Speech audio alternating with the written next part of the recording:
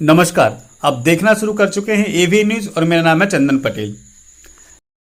सरकारी बैंक कर्मी की मौत हुई तो परिवार को अब पहले से ज्यादा आर्थिक मदद मिलेगी। केंद्र सरकार ने सरकारी बैंकों के कर्मचारी को लेकर बड़ा कदम उठाया है।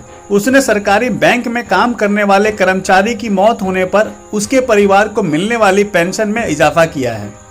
केंद्र सरकार ने यह फैसला किया है कि अब सरकारी बैंक कर्मी की मौत के बाद परिवार को उसकी अंतिम सैलरी के 30% के बराबर पेंशन मिलेगी। वित्त मंत्री निर्मला सीतारमण ने अपने मुंबई दौरे के दौरान ये फैसला किया है। उन्होंने बुधवार 25 अगस्त को सरकारी बैंकों के कामकाज की वार्षिक समीक्षा की। इसी दौरान ये फैसला भी लिया गया, जिसकी जानकारी वित्त सचिव देवाशीष पांडा ने दी है। क्या फायदा होगा? केंद्र सरकार के इस फैसले के बाद कहा जा रहा है कि इससे मृत बैंक कर्मियों के परिवार को मिलने वाली पेंशन 30,000 रुपए से 35,000 रुपए तक हो जाएगी। पहले इस पर 9,284 रुपए तक की कैप थी। अब नए सिस्टम को लागू करने के लिए सरकार ने बैंक कर्मियों के पेंशन फंड में योगदान बढ़ाने का भी फैसला किया है। अभी तक न्यू पेंशन सिस्टम यानी कि एनपीएस के तहत पेंशन फंड में कर्मचारी खुद 10% का योगदान देते थे और 10% का योगदान बैंक देती थी। अब बैंक की तरफ से आने वाले योगदान को 14% कर दिया गया है। समीक्षा बैठक में वित्त मंत्री ने पीएसयू बैंकों की सालाना रिपोर्ट पर भी चर्चा की है।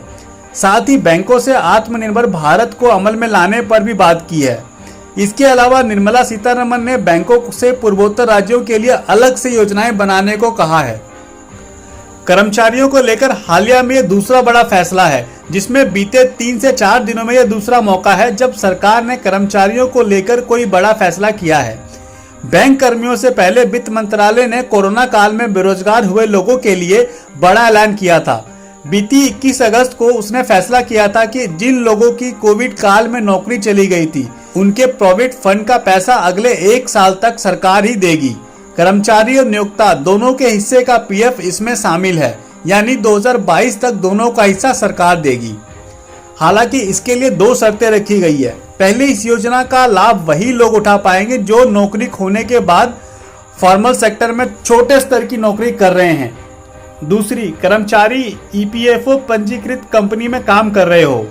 इनके अलावा ये भी ऐलान किया गया था कि ऐसे जिले जहां पे इनफॉर्मल सेक्टर में काम करने वाले 25,000 से अधिक प्रवासी मजदूर अपने गृह जिले को लौट गए हैं, उन्हें केंद्र सरकार की रोजगार संबंधित 16 योजनाओं का लाभ मिलेगा।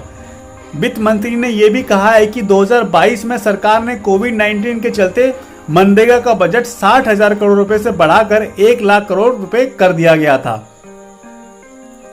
तो दोस्तों, ये खबर यहीं तक थी। ऐसे ही खबरों से जुड़े रहने के लिए बने रहिए एवी न्यूज के साथ में।